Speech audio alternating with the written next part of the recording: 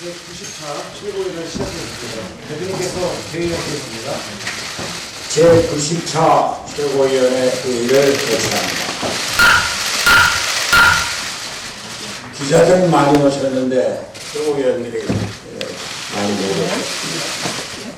오늘 권은희 최고위원하고 김수민 최고위원은 참석을 하게 됐는데 지금 또 지난 회의가 있어서 연락된 회의가 없어서 최고위원회를 개최하겠습니다.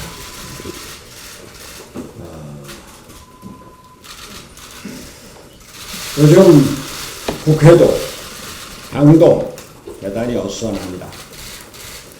주말 사이에 국회는 여야 간 검찰 고발이 계속됐고 강대 강의 대치가 이어지면서 대화와 타협은 찾아볼 수가 없는 정국이 되었습니다. 국민에게 희망을 주어야 할 정치가 이렇게 혼란스럽기만 하고 볼썽사나운 모습만 보여주는 지금 우리는 우리의 기본이 무엇인가 다시 되돌아볼 필요가 있습니다. 두말할 것도 없이 바른미래당의 기본은 중도 개혁이요 중도 통합의 길입니다. 이것이 영남과 호남, 진보와 보수의 대립을 뛰어넘어 진정한 국민 통합으로 대한민국의 바른 미래를 열어가기 위해 창당한 바른미래당의 창당 정신입니다. 그러나 바른미래당의 중도는 이념적인 가운데가 아니고 기계적인 중간이 아닙니다. 바른미래당의 중도는 양극단에 치우치지 않는 중정의 길이고 그때 그 시간에 가장 안 맞는 길을 찾는 중용의 길입니다. 이념과 지역의 갈등으로 인해 분열과 대립이 끊이지 않는 비극적 정치사 속에서 바른미래당은 중정과 중용의 길을 통해서 대화와 화합의 정치를 실현하고 대한민국의 민주주의를 발전시킬 역사적 사명을 갖고 있습니다. 이것이 바른미래당의 기본 정신입니다. 이것이 우리가 추구하는 제3의 길이고 이것이 우리가 추구하는 새로운 정치입니다. 선거제 개혁, 공수처 실시, 검찰 개혁 등에 대한 논란도 우리의 기본에서 다시 생각해 보아야 합니다. 중도 개혁 세력은 무엇을 선택해야 합니까? 보수의 입장에서 무조건 반대를 해야 합니까? 아니면 진보의 입장에서 무조건 찬성을 해야 합니까? 진보와 보수 어느 한쪽에 서는 것은 결코 중도의 길이 아닙니다. 중도의 길은 일단 논의를 해보자는 것입니다. 보수 세력이 주장하는 것처럼 패스트트랙이 지정된다고 해서 그 자체로 법안이 통과되는 것은 아니기 때문입니다. 패스트트랙은 최장 330일까지 논의를 강제하는 절차에 불과합니다. 그런데 보수 세력은 왜 이 같은 사실을 왜곡하고 강렬하게 반대만 하고 있습니까? 저들은 개혁에는 관심이 없기 때문입니다. 오로지 이념에 매몰된 반대만을 위한 반대를 하고 있기 때문입니다.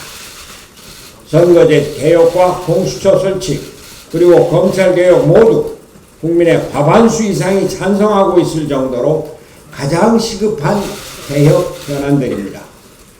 그런데 이 법안들을 당장 도입하자는 것도 아니고 330일 내로 논의를 완료하자는 패스트트랙 지정 자체를 반대하는 것에는 정치적 저의가 있을 수밖에 없습니다.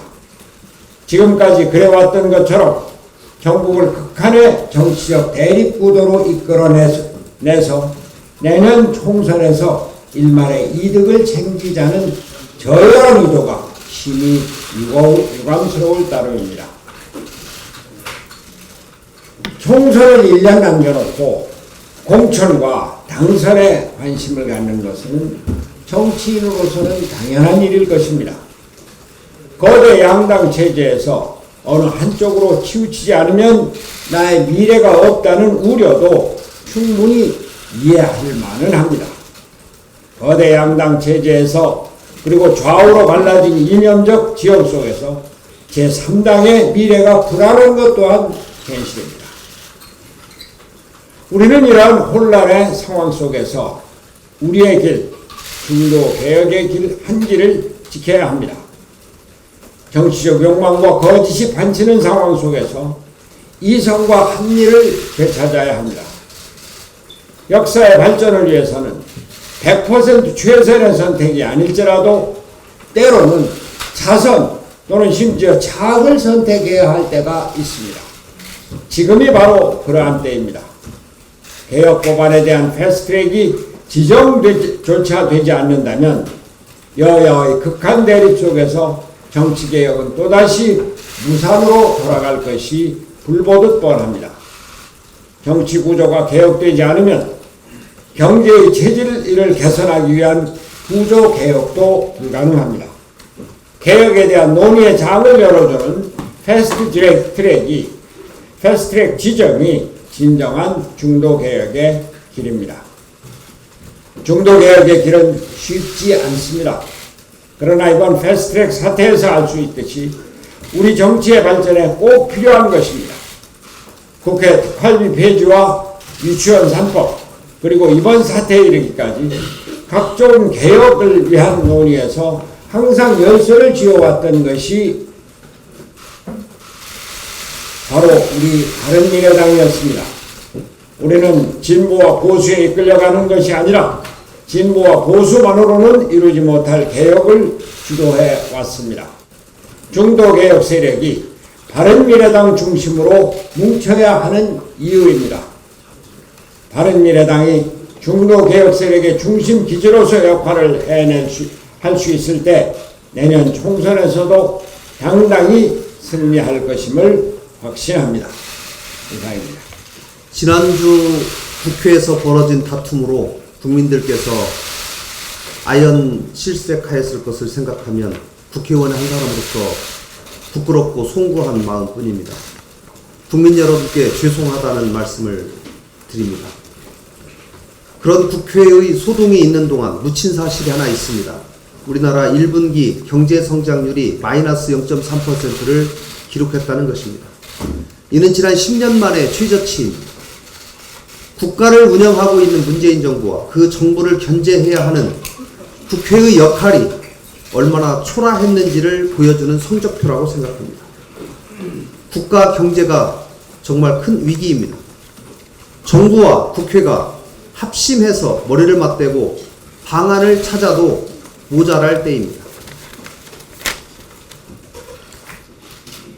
후배들에게 자랑스러운 선배 세대가 되지는 못할 망정 훗날 미래 세대들에게 원망받으면서 실패한 세대로 남아서는 안 될 것입니다.